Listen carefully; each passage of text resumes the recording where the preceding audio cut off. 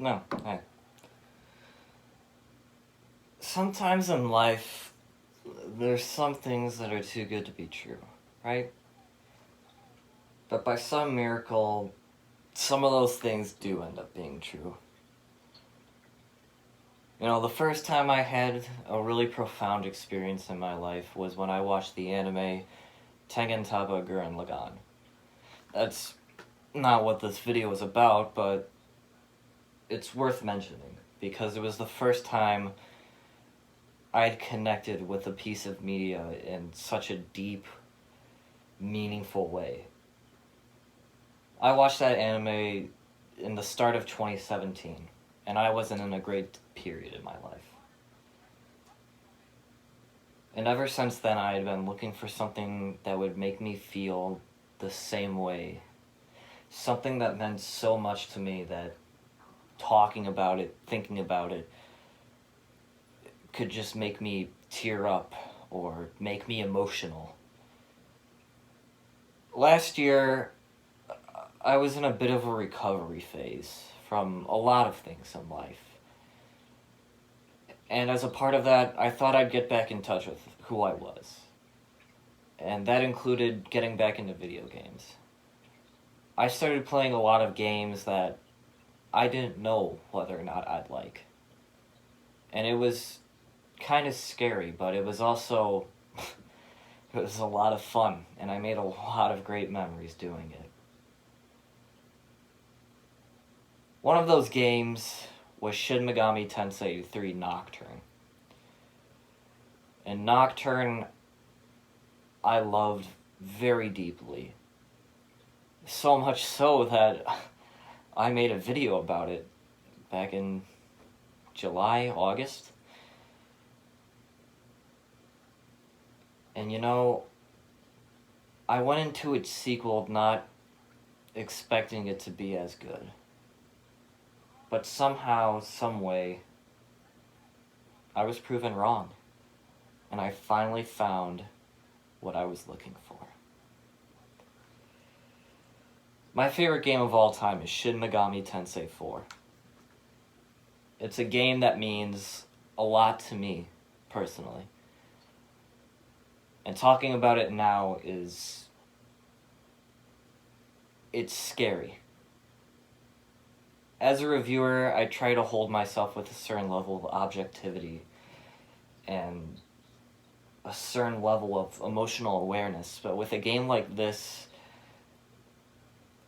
that's not quite within the realm of possibilities, you know? So, in this review, I'm going to be doing the best I can to justify what I think is the greatest game ever made, and maybe finally find the words to speak about how much I profoundly love it. This is Shin Megami Tensei 4. Shin Megami Tensei 4 was the first mainline Shin Megami Tensei game in what had been 10 years since Shin Megami Tensei 3 Nocturne's release on the PlayStation 2 back in 2003. After the success of Strange Journey on the Nintendo DS, Shin Megami Tensei 4 began development in August of 2009, after series designer and major player Kazuma Kaneko had written a scenario for it. While the scenario was far too long to be adapted one-to-one, the team followed suit. Many of the Shin Megami Tensei original directors and developers had left to take up work at the Persona series. Gone were Shoji Meguro, Katsura Hishino, Koji Okada, and Shogo Isegai, and in was a team of fresh new faces and some old ones who were filling in the shoes. Ryota Kojuka as the man behind the music, Kazuyuki Yamai as the director, and Masayuki Doi as the series' newly appointed artist and designer were all brought in to take the reins of the franchise. And on May 23, 2013, the world would finally be introduced to the world of Shin Megami Tensei 4. One note. One deep, low, heavy, deafening F chord on an octave concert piano, and everything you need to know about what kind of game SMT4 is laid out for you. The droning tone of this one piano chord is enough to identify the entirety of the game you are about to play. If that groan wasn't enough to thwart off anyone who wasn't sold on SMT4's deep nihilistic nature, the following grunge-induced guitar strums, dirty and hollow yet grotesque metallic percussion and pounding drums, as the song meticulously pulls itself together like a corpse rising from the dead will. The game reels you in for a sense of safety with this choir before the final leading tone is cut abruptly for another vehemently messy guitar line to throw you off balance.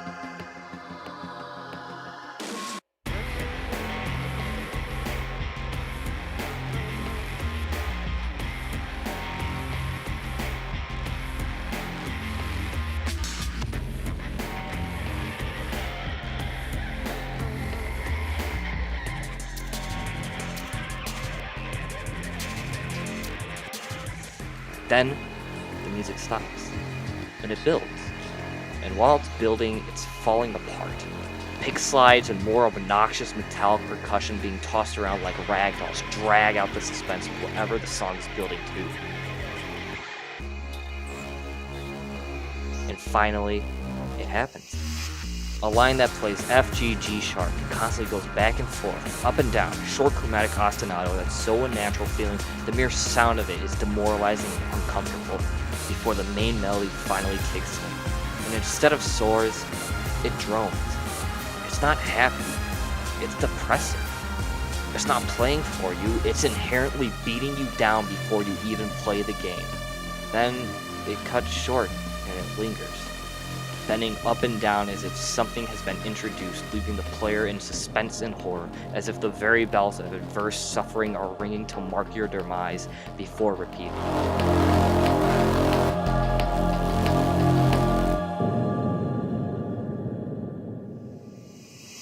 This title screen, this song, and everything surrounding it tells you everything you need to know about Shin Megami Tensei 4 and the ride you're about to be thrown on.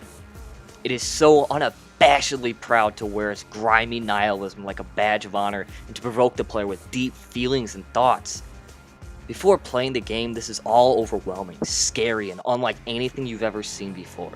The craziest thing about all of this is that what you don't know is that by you hearing the song and feeling and thinking what you do, you are being implanted with the themes of SMT4 before you even know what you're getting yourself into. Once you finish the game, the song takes on a whole new meaning, and what felt like it was trying to scare you is now that of a personal attack meant to make you feel as insignificant and disheartened as humanly imaginable. And in less than 2 minutes, the game gets that exact feeling out of you with a goddamn title screen. You know, much like I said earlier, this is gonna be a bit of a weird video. If you couldn't get the idea from the past, I don't know, page of the script about me just yelling about a title screen, I kinda like this game. So there's gonna be a lot of gushing. Shin Megami Tensei 4 is one of the most meticulously crafted games and ingenious pieces of work I've ever had the pleasure of playing. And hopefully in this video, despite all my fanboyisms, all my gushing, all my nonsensical ramblings, maybe you'll finally understand why I've come to love this game in such a obsessive and bizarre way. Because truthfully, sometimes even I don't understand why.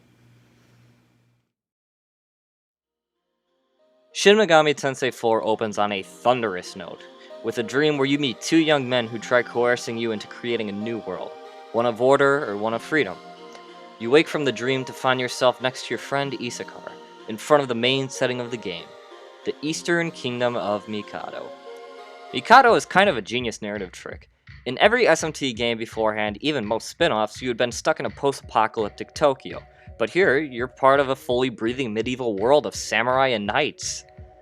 It's a big twist from the normal conventions that mainline SMT is typically used to working with, and the setup works even better when you explore Mikado and find villagers who will clue you in on life within the kingdom, the history of it, and its master Aquila, and everything surrounding its very existence is somewhat of a mystery. You and Isakar are here to become accepted as samurai and undergo the rite of passage. Unfortunately, Isakar doesn't pass, but you do, and you're brought into the ranks of samurai, along with Jonathan, Isabeau, Navarre, and the single greatest character in all of fictional media ever created by man, Walter. Shin Megami Tensei is not a series typically known for its characters, though if you dig in and start really contemplating things, you'll find some standouts. Characters like Takao in Nocturne or Jimenez in A Strange Journey. Once again, the new heads in charge pulled out another narrative wildcard, and made some of the most enjoyable characters I've ever seen in an RPG in a long time. I'm of the opinion that characters don't always have to be well written in order to be enjoyable. Sometimes watching a character be themselves is just as good as a deeply compelling and fine-tuned one. What's so special about these characters is not only are they a joy to watch, but the classic SMT nuance is there. You won't find much if you look at the surface level, but if you dig deep enough, you can find so much more about these characters, and they all become incredibly compelling. Jonathan's dedication to the church, yet deep-rooted insecurities and perversions of every teenage boy, Isabeau's obsession with manga and feelings for Flynn, and Walter's life as a casualty and his outlook on life. This depth is not so easily seen, but if you keep digging and digging, you find more and more about these characters that make them so much more enjoyable. Once enough time has passed, you're ordered to head into Naraku, the underbelly of Mikado where demons gather. Naraku adds to the mystery of Mikado. Just why exactly are there outer shells of a cave where demons reside underneath the kingdom? Where did the demons come from? It's all perplexing, and it's intentionally made to keep you thinking as to what this game is going to be. A typical romp through a medieval JRPG, or something a bit more gritty?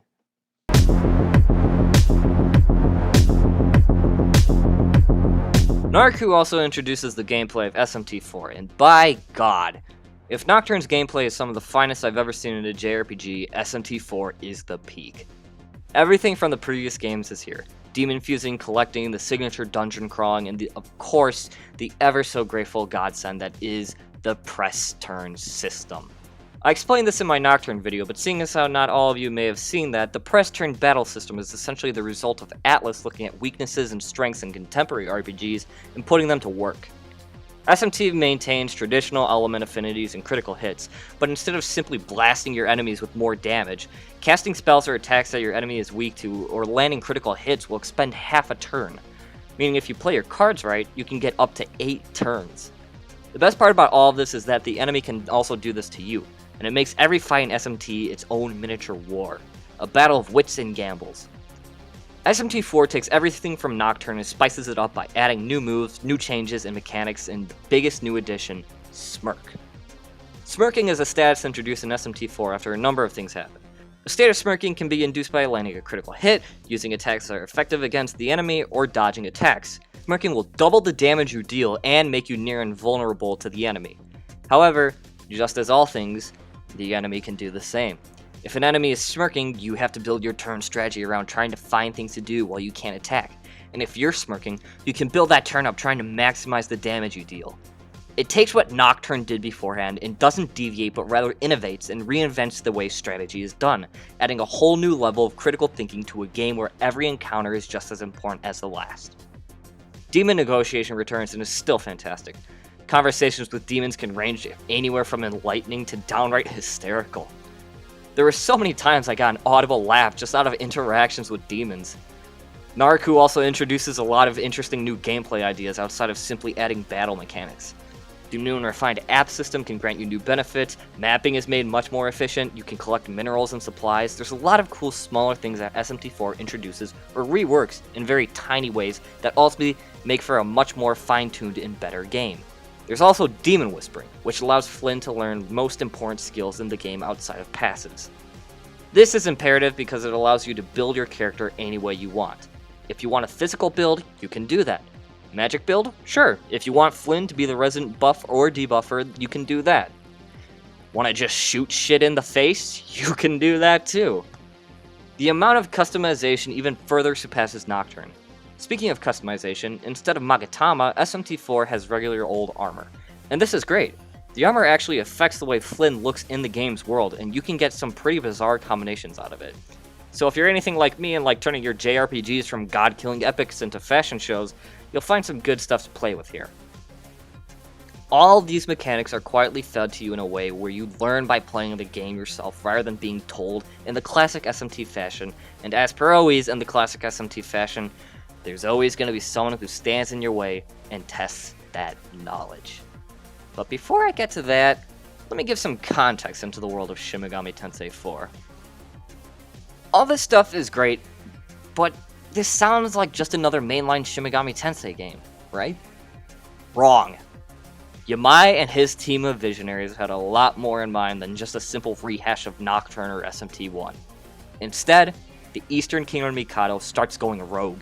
Someone known as the Black Samurai shows up and begins teaching casually about literature. These books contain insight on one's deepest desires and true essence, and as such, giving in to temptation begins to turn the lower class society into demons. Kichigeorgi Village, Flynn and Isakar's hometown, is invaded by demons, and it's up to the samurai to quell the mishaps. Isakar shows up, and it's revealed that he too has succumbed to demonhood. Something not super well explained in Shin Megami Tensei is that demons are creatures born from the expanse. They are the very ideology of what we are taught and learn that are given physical form through human desires.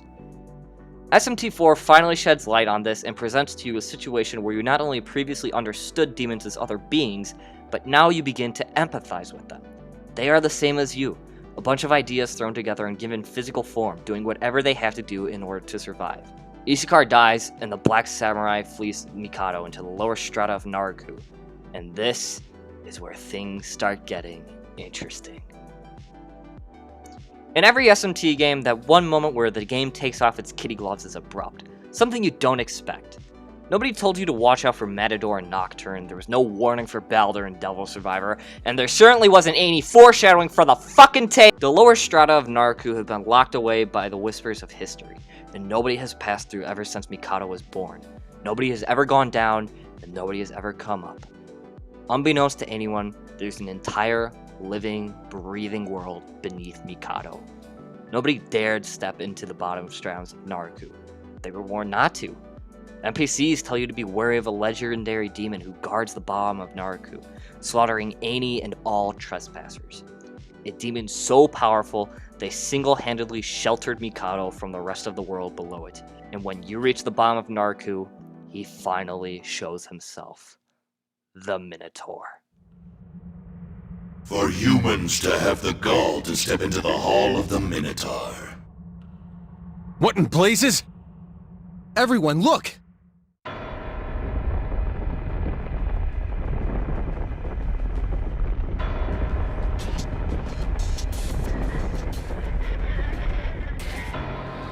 Over 1,500 years have passed since I formed the pact with my master. You are either truly skilled or fools indeed to ignore his warning. I will dine on your blood that wishes to mingle with the unclean.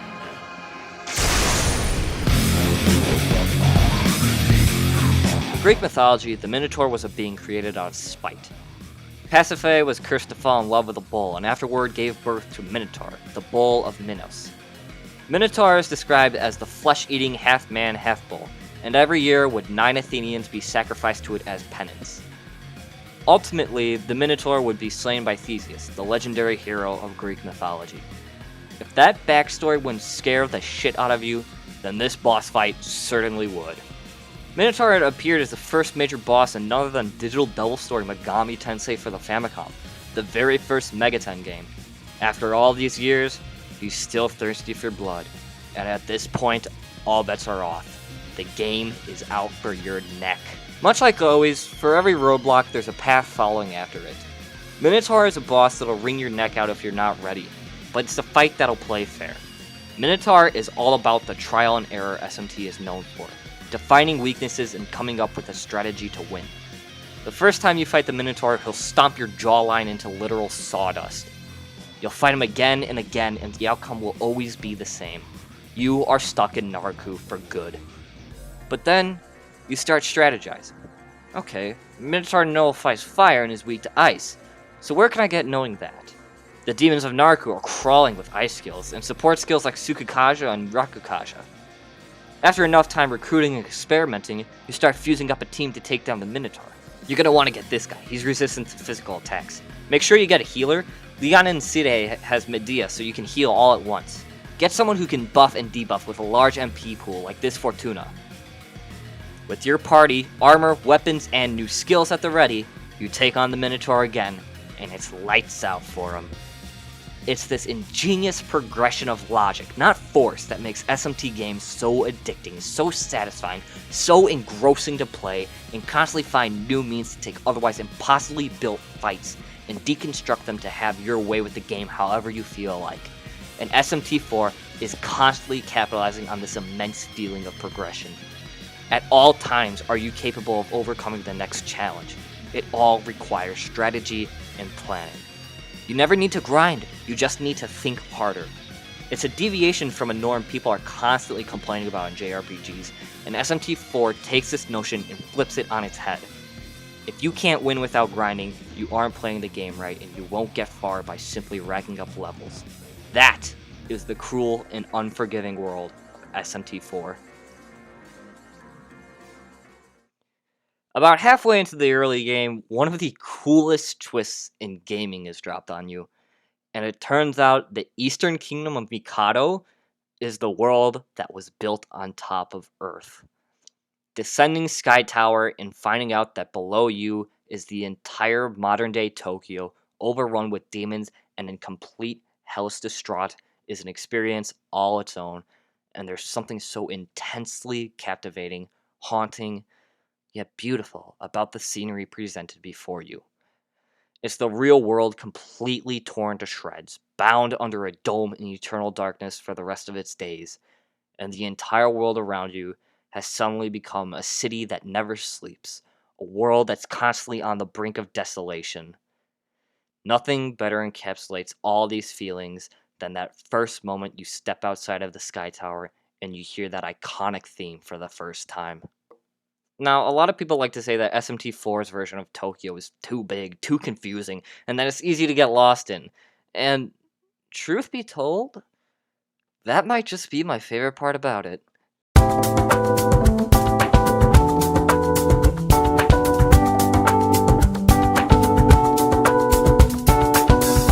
Tokyo's layout is ingenious in all senses of the word. Everything about this world is subtly created to indirectly feed you breadcrumbs that keep leading you on toward bigger and bigger goals. When you arrive in Tokyo, the game does not stop you from going wherever you damn well please. As a result, if you keep exploring, you'll find areas meant for later on in the future. You're never truly lost, and you'll always have something new to take note of, as if you yourself are in Flynn's shoes and are observing an entirely new world and understanding how it works. Exploration in this game is simply masterful. You'll see more and more of the sprawling world and how its citizens are barely holding it together. The things we take for granted in everyday life are presented as luxuries now, and the juxtaposition of being someone in a perfectly normal world slams right up against what the game is showing you, and that feeling of disconnect and deep, grotesque, rotting nihilism starts showing themselves and seeping into your mind while you play the game, and it all creates a world that is brimming with life and desolation all at the same time.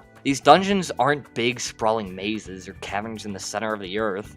They're malls and military hideouts. At every corner, some new crazy shit popping up and wringing out every single drop of attention from you.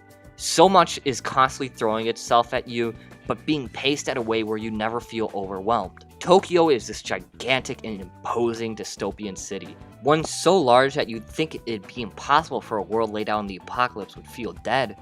But SMT4's greatest strengths come from taking that notion that this world shouldn't be capable of thriving and showing you that it in fact can. Tokyo is a prosperous, destructive, and gorgeous setting, and exploring it is some of the most whimsy and magic I have ever felt in a video game.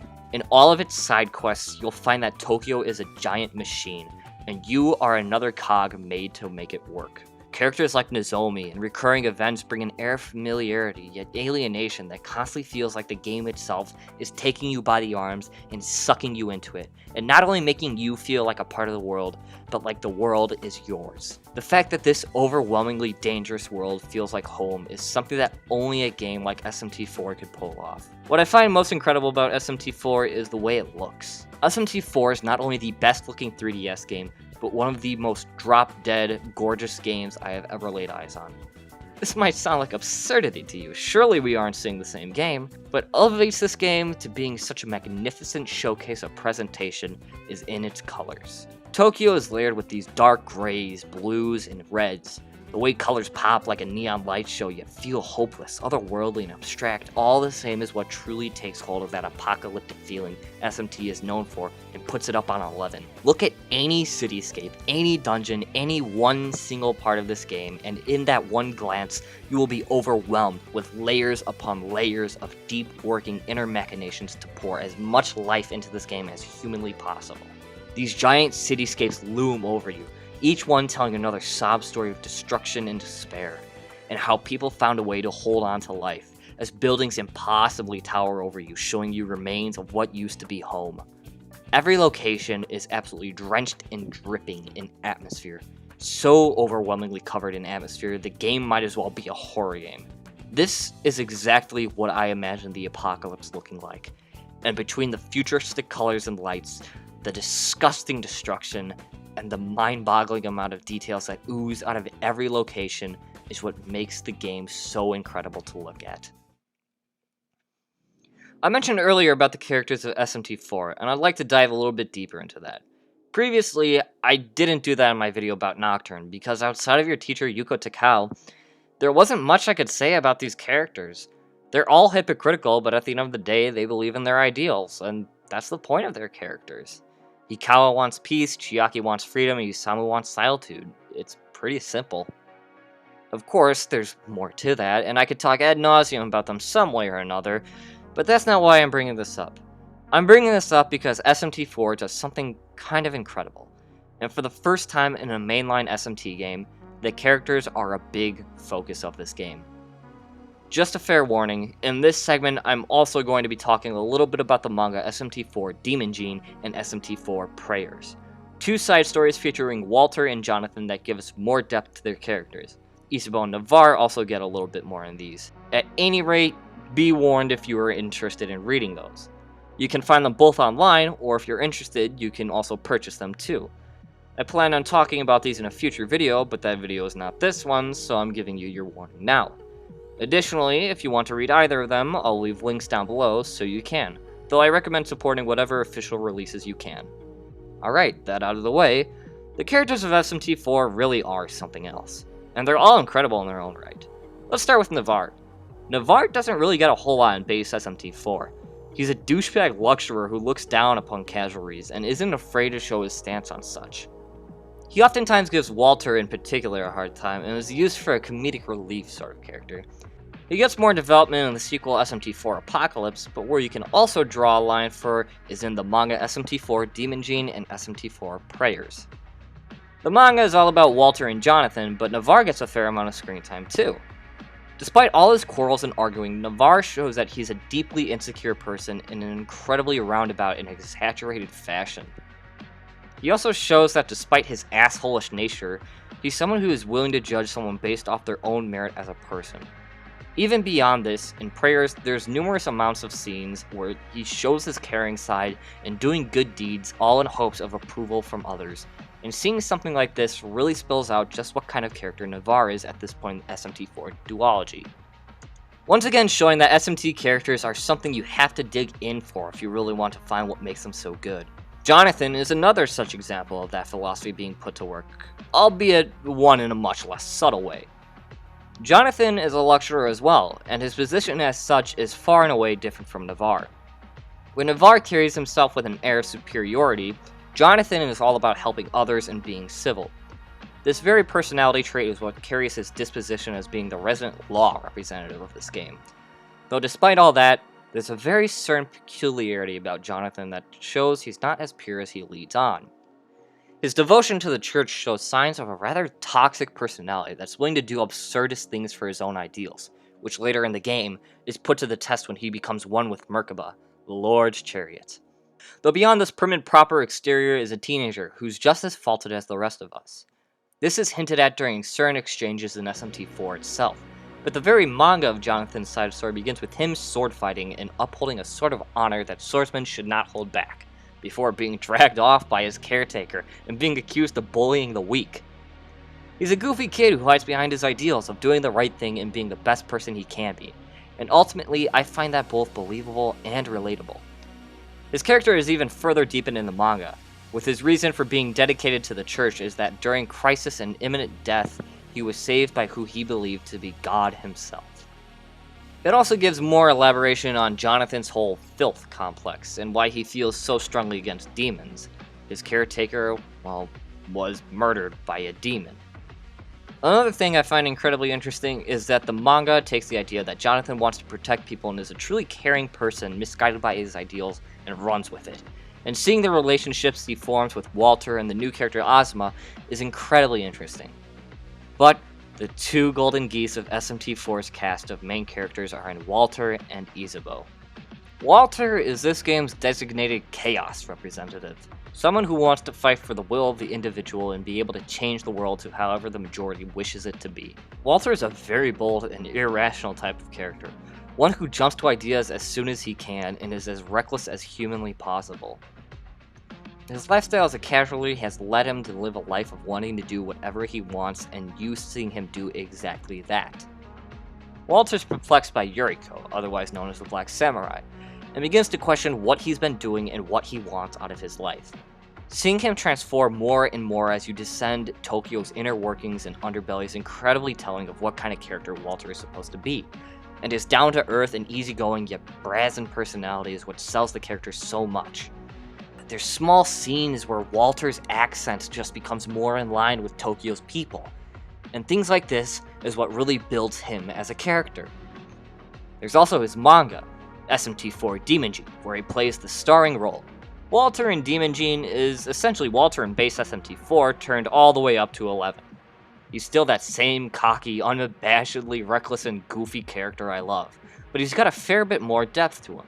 Walter becomes a demon later in the manga, and his childhood friend Gina, who he is in love with, is revealed to be an artificial archangel born to slaughter demons. When she begins to go berserk, he fuses with Hikaru and becomes a demon in order to save her. He rejects her offer to go back to Mikado with her and live their lives together, and instead decides that he wants to live his life free of others and without regrets.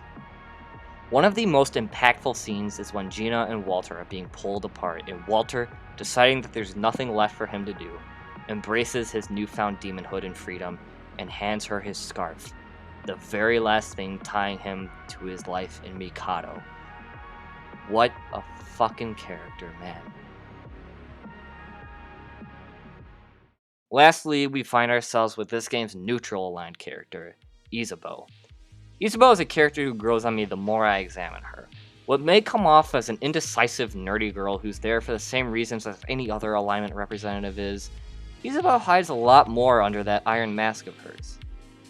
Isabeau starts off by being a rather cold and sophisticated individual, but as the game progresses, you see that facade start to slowly fade more and more. Eventually, during the Black Samurai arc, Isabeau starts reading a manga for the first time, and seeing her gush over the story and her romance books are absolutely precious moments in a game full of disparity.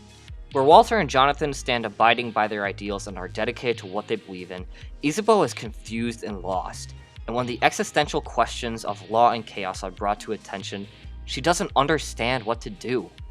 You see that desperation seep through a character more and more as the game passes on, and it reaches a boiling point where she steps back from the main story to reconsider. She ultimately decides that there's a better solution and goes forth trying to find what that solution is. She's not aware of what the future entails, but she wants to go after one that she's made for herself, instead of what gods or demons have coaxed her into. That level of uncertainty is not only relatable, it's palpable. There's a line in one of the final boss fights with Isabeau where when presented with the question of why fight for no ideal, she replies with this. Unthinkable that you have driven the Lord's chariot to such desperation. Is the Son of Man's hope so dreadful? As humans, we must be accepting of both goodwill and spite.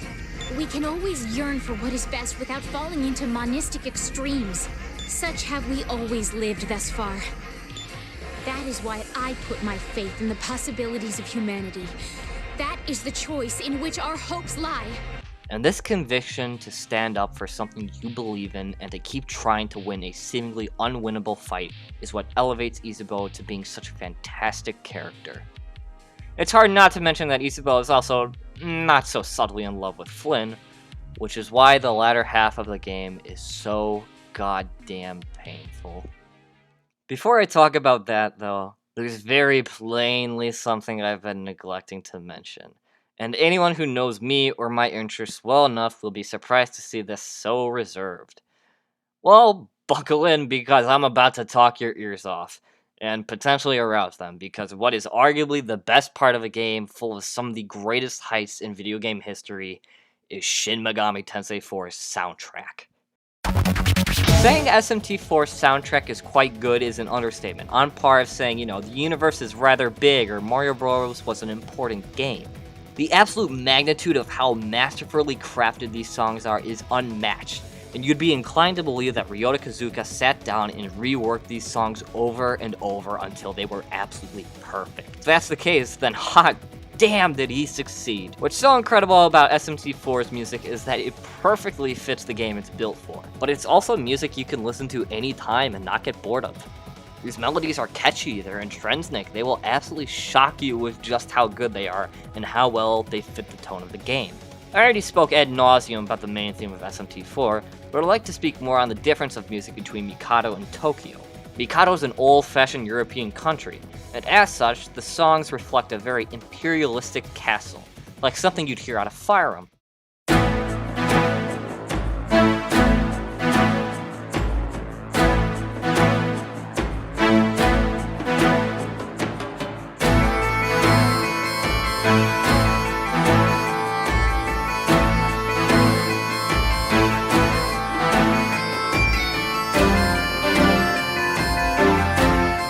Take K's Tavern, for instance. While still maintaining that central idea, Kozuka was able to get a very folky and vintage song that plays like something you'd expect to hear on the countryside part of Mikado. Take a listen.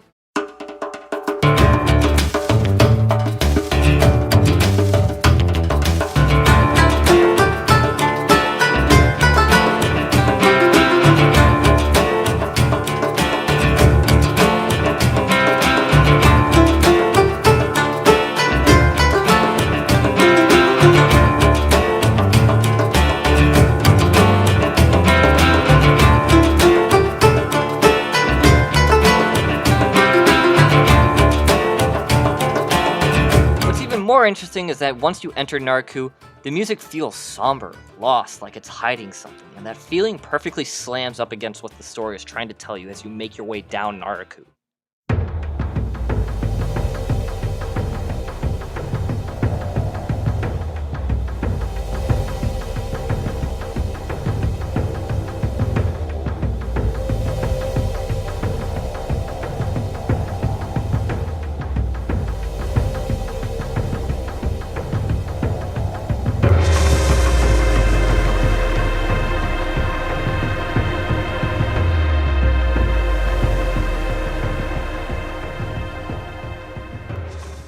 Then you reach the bottom, arrive in Tokyo, and that iconic song starts playing.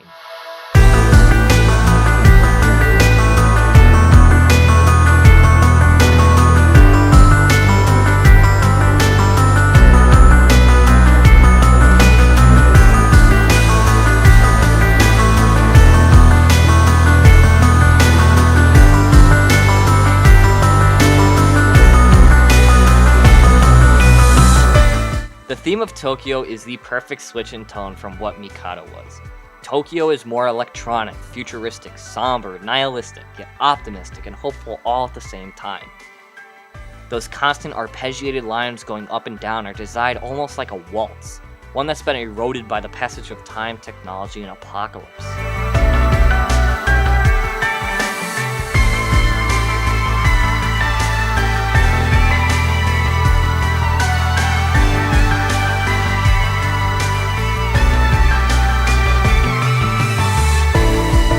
One thing I also find cool is the difference in all the battle themes.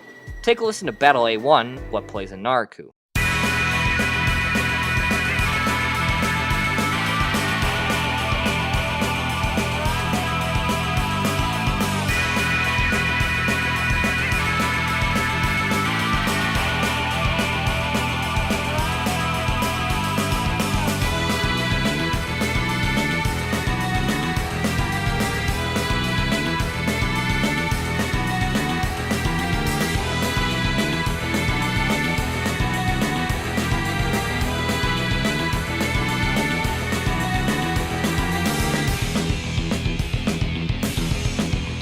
And now, listen to Battle A2, the theme of Tokyo's battles.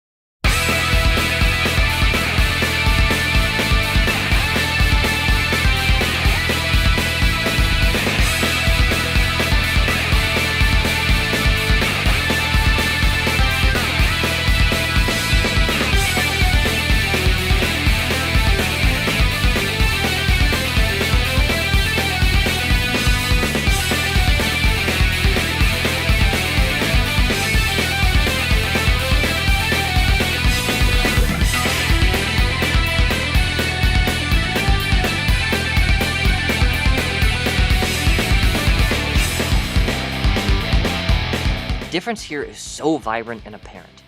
Naraku is this deep, melancholic, and slower-paced rock tune, while Tokyo starts off with a thunderous note and doesn't stop. It's a song all about pure adrenaline and ferocity. The same applies to Battle B1 and Battle B2. Battle B1 is what you assume is the boss fight song, and it's fast-paced, energetic, imposing, yet bouncy and fun, and it hits all the right beats a boss theme should.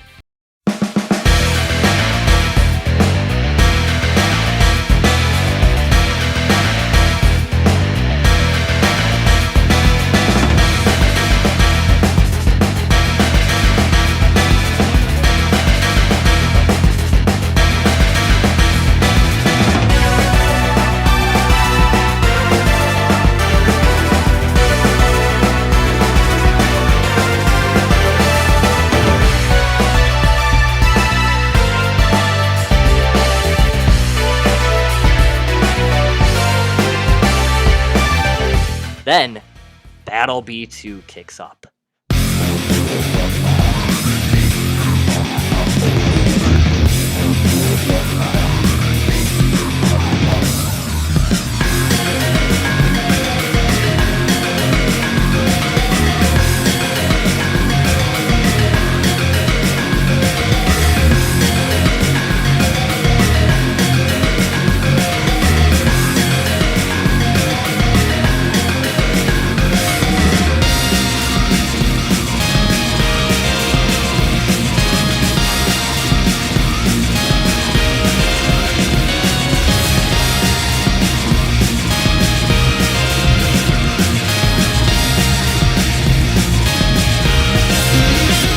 Immediately, you're caught off guard by this slamming drum kick, this deep pedal guitar, and those tubular bells kick in, and suddenly the once imposing boss before you is now that much more frightening and threatening.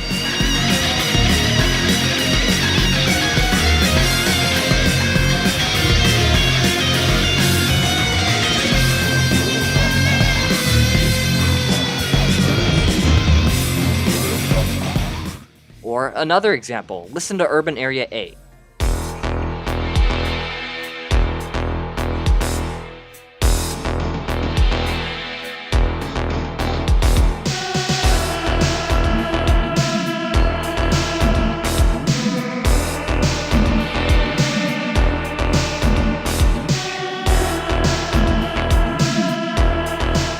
Urban Area A perfectly displays a wide variety of emotions about Tokyo, exhibiting that danger through that blaring bass line, the laid-back nature of that drum groove, and the dystopian environments you're surrounded by through that modified keyboard tone, and all blends together to make something spectacular. Here's another one. Listen to A's shop theme and you'll find the tone of that shop and its connections to the rest of Tokyo perfectly blended into its sound. Black Market sounds shady with that crawling bass line before kicking into a laid-back synth line.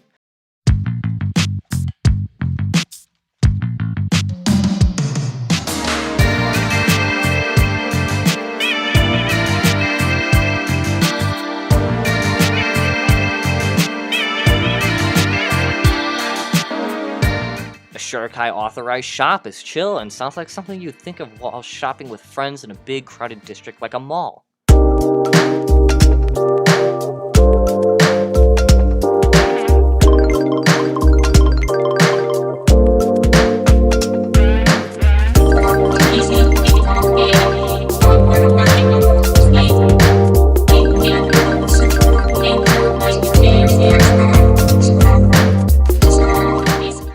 Blasted Tokyo is dripping in serenity and this disturbing silence that makes it eerily uncanny to listen to.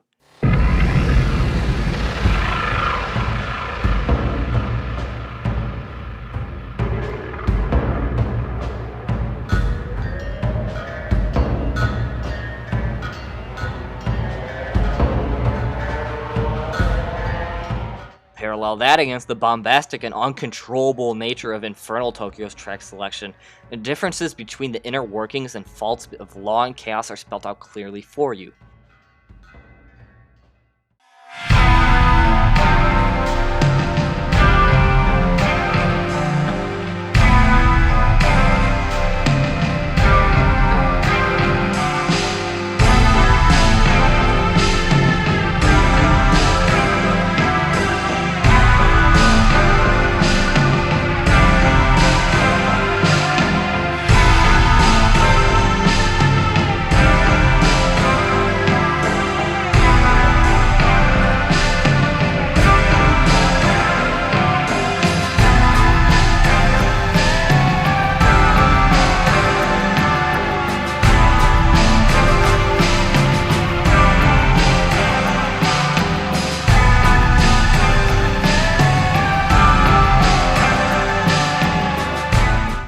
Listen to dungeon themes like Rolling Hills, which is a slow, confusing, and polarizing song meant to reflect the morally gray and disturbing things that Tayama and the Ashurakai are handling in order to keep demons at bay.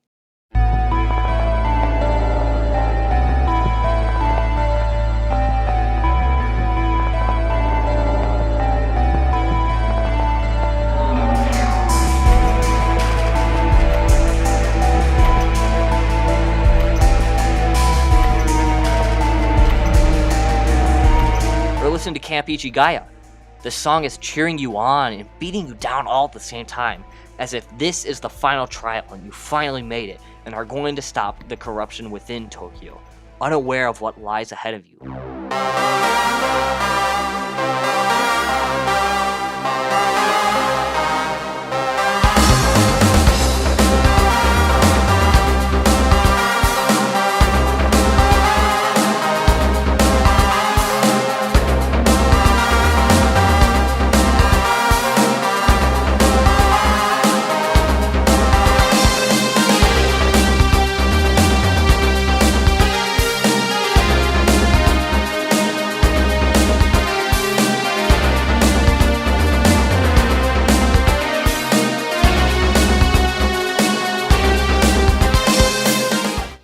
Take Lucifer's Palace, a slow, mechanical song that sounds mournful, as if it's crying out for someone or something, regretful, showing that chaos is born out of inner sorrow and a desire to be free of the chains that hold us down.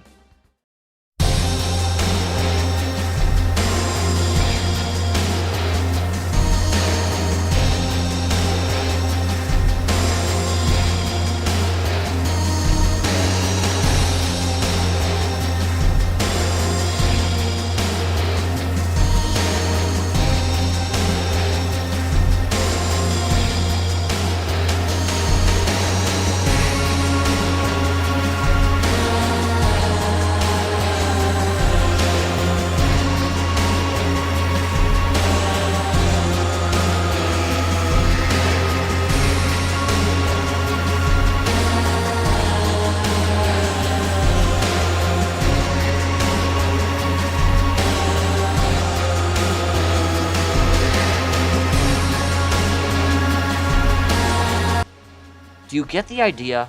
Every song in this game is a hit out of the park, and every song not only fulfills its purpose, but will remain in your mind for a while.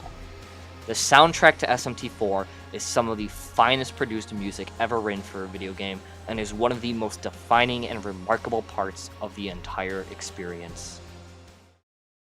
Well, now that I'm done being sidetracked by the genius work of Mr. Ryota Kazuka, I want to talk about the story of SMT4. SMT4's story is split up a bit differently than usual. Rather than working towards one goal, 4 has multiple arcs. The first of which being the Black Samurai, then the Tayama and Ashurakai arc, then what I'll call the White arc. Of course, depending on what route you took, there could be another story arc branching beyond that, but for now, I want to talk about the Tayama and White arcs, because this, I feel, is one of the most underappreciated and incredible things about SMT4. The Tayama arc is stuck right in the middle of the game, which for many people might make it a bit easy to forget. Tayama is the leader of what is essentially SMT4's Yakuza, the Ashurakai. The Asurikai are a group of shady people who patrol over most of Tokyo under the orders of Tayama. Ultimately, their goals aren't of malintent necessarily, but the means at which they get there can be questionable at times. Tayama is the very culmination of that.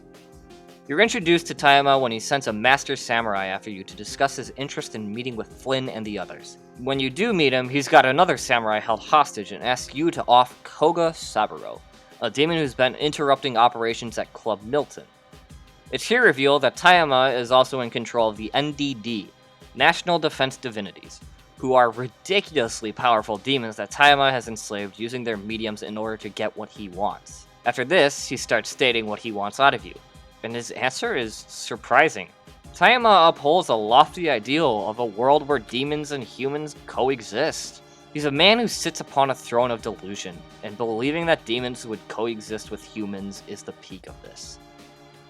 Tayama sends you after Yuriko, the Black Samurai, and orders you to kill her. Yuriko intervenes and tells you to investigate Tayama further, and when you reach his base of operations in Roppongi, everything you know is flipped on its head.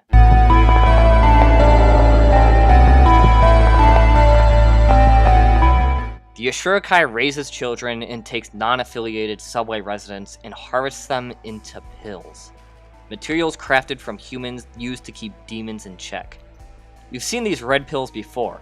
NPCs will talk about them or ask for them. Others will go crazy and want to turn into demons and beg you for them. And to see the root of where they come from is disturbing. When called heartless and a demon, Tayama's response is something that still shakes me at my very core. You don't know. You didn't see how horrible it was in Tokyo when the firmament appeared out of nowhere. You seen the busted up buildings all over the place? That wasn't all demons who did that, you know. Most of it was humans fighting over food and electricity. When people get backed into a corner, they stop thinking about the consequences. They don't think twice about their fellow man when their own lives are on the line. The unclean ones. They're like demons. That's a good example, kid. Humans who think of nothing but themselves are exactly like demons. You're right. Humans are weak. That's why I built my utopia. Why I'm protecting them from the demons. Humans are weak. Face the facts. We have to live with the demons. We can't move to anywhere else. So if we're going to survive here in Tokyo, we need to help each other out. He doesn't care. He understands that this is terrible, but it's what needs to be done in order to maintain peace. And eventually, when hard choices need to be made, every man will succumb to becoming a demonic figure in someone's eyes. Tayama is not a good person. In fact, there's dialogue suggesting he's outright a pedophile. But it's this kind of moral ambiguity that he upholds that makes this game so strong. In a world this screwed up and beyond saving, any option is worth striving for. And more than anything, Tayama wants him and his people protected. It's the same do-or-die mentality that makes shows like Evangelion so stand out. These characters are taking drastic and inhumane measures that under normal circumstances would be horrible things. But when faced with these decisions, it's hard to know what you're supposed to do. These characters feel human. They feel like they're trying to figure out what to do and where they stand in a world that is falling apart at the seams. And to me, that's incredible. SMT4 is a game that's meant to beat you down and make you feel as insignificant as humanly possible. The climax of SMT4 has you storming the bottom of Camp Ichigaya to find the Yamato Perpetual Reactor. Activating the Yamato Perpetual Reactor releases a swarm of demons into Tokyo, and you wake up in the abyss. Suddenly, 4 figures appear before you, calling themselves the White. And this is where SMT4's last ace in the hole is thrown at you out of left field. The White are beings that were wiped out by angels and demons from past lives and worlds. At first, what the Whites say makes no sense. Claims that the world will be doomed to repeat over and over and over, until every possibility is recycled and dried up. The white take you to Blasted Tokyo, a world where law and order take stronghold and life was decimated. Here, the seeds of chaos are planted in a man named Akira. The white then take you to Infernal Tokyo, a world where the freedom of chaos infested the land and the world was set ablaze. And in this uncertainty, the birth of law is conceived in the same Akira as before. Akira is one of the most interesting characters in the game. Akira is King Aquila of Mikado, the same one who founded and created the kingdom. It's very subtly hinted at that Akira is Flynn in his past lives, or at the very least, that Flynn lived a life not dissimilar from his, where he played a major role in the formation of the New World. Which also explains why, in the neutral ending, you, Flynn, can wield Masakado's katana. Then, the white presents you with a question. Now that you have brushed upon the two possibilities you've been presented with, you have a choice. To follow in the steps of law and chaos, or to follow the white and become the true Messiah. What the whites say starts making sense. Blasted and Infernal Tokyo reflect the dreams of Walter and Jonathan coaxing you into creating a new world. These are the results of what happens when one chooses law or chaos, and the cycle will repeat ad infinitum. The cycle. Shin Megami Tensei. Shin Megami Tensei means true metempsychosis of the goddess. Metempsychosis is explained as the cycle of suffering, that man will be born over and over and can never be set free from life and death. In the same vein, the goddess of SMT can often be interpreted as a lot of things. And here, the goddess is everything. Reality itself. The reality you know will never stop repeating. You will be trapped here for eternity, bound to suffer indefinitely. And the white give you the option to break free of that. The final boss of the white sees you destroying the Yamato Perpetual Reactor, which creates a black hole, and as a result, returns reality back to nothing. But what if you chose not to side with the white? I mentioned a while ago that the last half of SMT4 is really painful while talking about a certain character, and while one of the final mandatory bosses in both the Law and Chaos route is Isabeau. I've been waiting for you. We meet again. It's just as Jonathan said. You intend to storm the Eastern Kingdom of Mikado, no? You might be interested to know that I finally read the conclusion of that manga. This is how it ended. Even should an uprising succeed and a new regime be installed, another rebel will inevitably arise. Do you intend to become the cause of a never-ending war of succession? The sons of man have ever advanced through discord. If you stand in the way of progress, I will slay you. You are a strong samurai who can be proud of the path you've chosen. But I could not make my decision until the very end. Nevertheless, I abhor the idea of you doing something so horrible as staining the world with war. I am quite serious about this.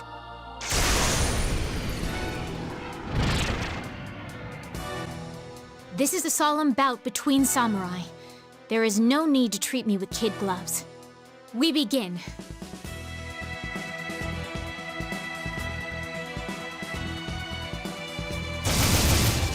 After all this time, the unsure and insecure girl has finally found her resolve. And though you have the power of a god or a demon king on your side, she decides to fight a losing battle. It's in this battle she confesses to Flynn her love for him, that she wishes she could have stayed by his side forever, but despite her feelings, she's willing to stand up for what she believes is the right thing to do. The fight with her is heartbreaking. The music is tragic. Her dialogue is horrifying, and nothing about it feels good. Then, at the very end, Isabeau, having lost everything, in a final act of graciousness, decides to keep your hands clean of blood and kills herself. Then, after following through on your route, You watch whatever ending you got. You see the corruption of the law ending. Then you replay the game again. You're witness to the imbalance of the chaos ending. Then again, you become the arbinger of temporary resolve. But something seems off. You've been doing this the whole time, but this game is about reincarnation, right? Well, Atlas sure were a bunch of sly bastards, weren't they? New Game Plus in this game is either considered reincarnation or rebirth, cleansing yourself of your past or carrying over fragments of your past lives. The game repeats, literally. Every time you beat this game, that credits theme will play, and at the very end of it is a reprise of the main theme. The bells of suffering are ringing for your demise, for your return, for reincarnation. Then suddenly, the whites start making more sense. You, as the player, are directly called into question. You aren't just told this concept, you physically play it out. You play each of Flynn's lives, each cycle of suffering and pain, and every time the white will offer you their salvation. The only way out of this hell is to do the unthinkable, to break the cycle, and to return everything to nothing. But is that really the right answer? I've been struggling this entire video to properly find the words to say how much I adore this game. Words alone can never describe the overwhelming sensations that a game like SMT4 fills me with. And the fact of the matter is, in my eyes, it is the single greatest achievement in video game history. The fact that SMT4 is a game where there is no right answer is something that has struck me on an incredibly profound level ever since I played the game. Every single aspect of the game intertwines with another. The music helps the mood builds the world builds the characters help the story, which in turn makes the gameplay satisfying. It all culminates into a sum that is so much greater than its parts. Yamai and the team took the name Shin Megami Tensei and turned the very concept into the plot of their game, and the ingenious way they wrote it is both empowering and horrifyingly demoralizing. SMT4 is a game that means a lot of things to me. It's a game about conviction, nihilism, morals, and what it means to be human, what your ideals are. It calls directly into question who you as a person are, and it feels no shame or remorse for asking you the hard and soul-crushing questions that lie deep within the code. SMT4 was a game that came at a time when the world had been blindsided by Persona 3 and 4, and suddenly, Kazuyuki Yamai and his team were asked to make a game that's not ashamed to be different, that is so unabashedly true to its roots, that challenges people to think more than at the surface level. And the craziest thing is that it worked! Before Persona 5 came around, Shin Megami Tensei 4 was Atlus's best-selling game with over 600,000 copies sold by July 2015. And the years afterward, and after so much exposure, I can only imagine that number has increased by a ridiculous amount as well. SMT4 is a game that asks you, the player, what you stand for. It is a game that, despite making you feel insignificant, like nothing in this world matters, it also looks at you and tells you that no matter what answer you come up with, you are all you ever will be, and that is all you need to be. That you are enough. It is a game that wears its deep angst and philosophical themes like a badge of honor. A game where, despite all its intricacies, all its deep-rooted horror and existential dread can look at you and tell you to never stop struggling. In my eyes, I know what SMT4 is. It may not be a perfect game, but it's a perfect game for me. And if given the chance, maybe you'd come to the same conclusion.